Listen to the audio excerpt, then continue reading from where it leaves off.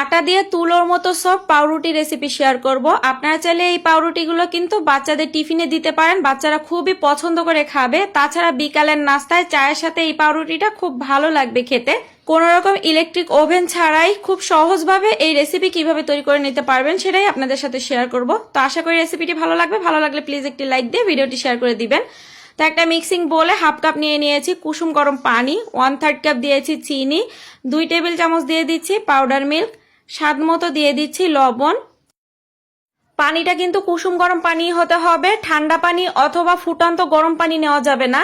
2 table চামচ দিয়ে দিচ্ছি সয়াবিন তেল, 1 চা চামচ দিয়ে দিচ্ছি ইস্ট। সবকিছু খুব ভালো করে একসাথে মিশিয়ে নিয়ে 2 কাপ দিয়ে দিচ্ছি আটা। আপনারা চাইলে কিন্তু আটার পরিবর্তে ময়দাও ব্যবহার করতে পারবেন। রুম টেম্পারেচারে থাকা একটা ডিম দিয়ে দিচ্ছি। এখন সবকিছু খুব ভালো করে একসাথে মাখিয়ে নিতে হবে।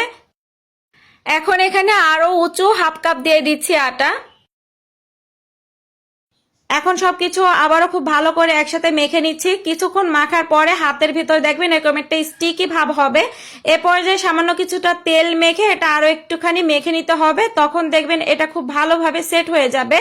তো আটাটা মাখার পরে সামান্য একটু তেল উপর থেকে ব্রাশ করে ঢাকনা দিয়ে ঢেকে এটা 2 ঘন্টার জন্য রেখে দিচ্ছি।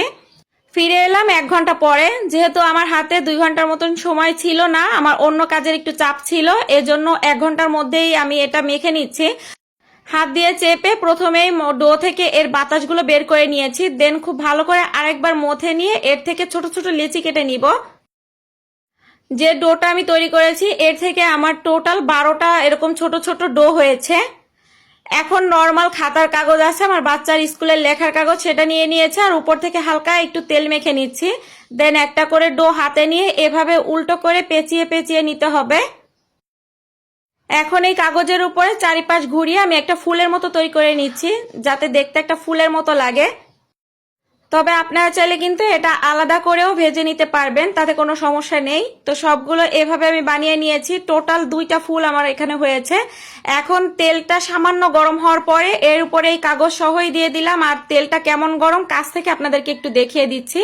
তেলে দেওয়ার পরে এরকম হালকা বাবল উঠবে। খুব বেশি তাপে ভাজলে কিন্তু রুটিগুলো প্রথমেই পুড়ে যাবে, ভেতর থেকে কাঁচা থেকে যাবে।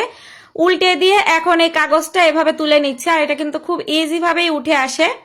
চুলার আঁচ লো করে দিয়ে এটা ধীরে ধীরে ভেজে নিতে হবে, তাতে করে কালারটাও খুব সুন্দর আসবে আর ভেতর থেকেও খুব সুন্দরভাবে কুক হয়ে যাবে। তো এই তো ব্রেডগুলো ভাজা হয়ে গিয়েছে। এখন উপর থেকে আমি আমার হোমমেড বাটার ব্রাশ করে দিচ্ছি, এতে করে সুন্দর ফ্লেভার অ্যাড হবে আর খেতেও খুব ভালো লাগবে। আপনাদের হাতের কাছে যদি বাটার না থাকে সেক্ষেত্রে কিন্তু আপনারা এখানে ঘিও ব্রাশ করে দিতে পারেন। আর বাটার অথবা ঘি ব্রাশ করার পরে এর ফ্লেভারটা কিন্তু আরো বেশি বেড়ে যায়।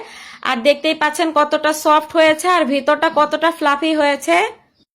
অনেকেই মনে করতে পারেন তেল দিয়ে ভাজলে এর ভিতরে তেল ঢুকে যাবে, এজন্য আপনাদেরকে আমি কয়েকটা ছিঁড়ে দেখাচ্ছি যে দেখেন এর ভিতরে কিন্তু 1 ফোঁটাও তেল ঢুকে নাই। তো আশা করি আমার আজকের এই রেসিপিটি আপনাদের কাছে ভালো লেগেছে। ভালো লেগে থাকলে প্লিজ একটি লাইক দিয়ে ভিডিওটি শেয়ার করে দিবেন। আর খুব বেশি ভালো লেগে থাকলে আমার পেজটি ফলো করে আমার পাশে থেকে যাবেন। দেখা হচ্ছে নেক্সট কোনো রেসিপি নিয়ে। ততক্ষণ সবাই ভালো থাকবেন, সবাই সবার জন্য দোয়া করবেন। আজকের মতন বিদায় নিচ্ছি, টাটা, বাই বাই।